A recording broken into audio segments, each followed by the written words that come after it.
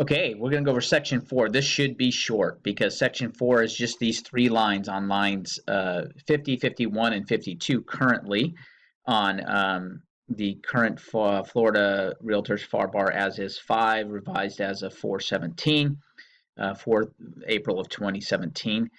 Closing date. Unless modified by other provisions of this contract, the closing of this transaction shall occur and the closing documents required to be furnished by each party pursuant to this contract shall be delivered, closing, on 5/31/17. All right, so you put a closing date in there.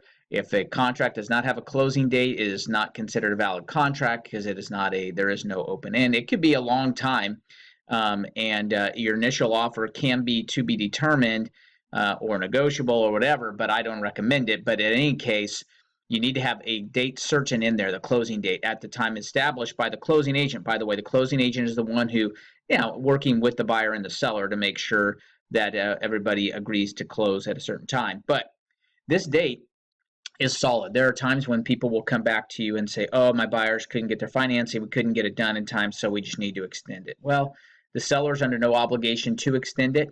Your lender may say, hey, look, it took me a little longer. I thought, I tried. But people are making their life decisions around this date right here. They're arranging for utilities to be shut off, utilities to be turned on. They're arranging for movers to come take their stuff, movers to come move their stuff into the new home.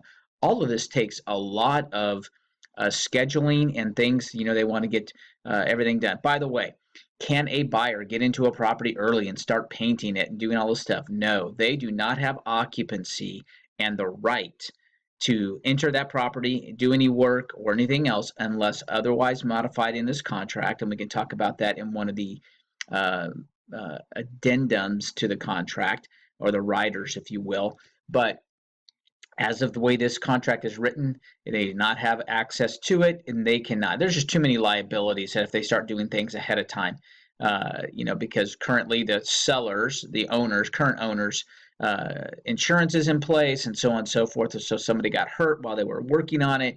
It's just a can of worms we don't want to open. So that being said, that date is firm and solid unless otherwise modified in the contract. Also, make sure you're working with a lender that respects that date. A lot of times lenders are very flippant. Not all lenders. You work with good lenders who are not. But there are lenders who are very flippant about the closing date. And it's not an estimate. It's not a goal to try and meet. It is a date certain. So we want to work with lenders that are going to deliver on that. So pretty short on the closing date. That is where the closing date goes. Again, negotiable by all parties, but that's where you would do it. All right, and that finishes up section 4. Nice, short, and sweet. Thanks.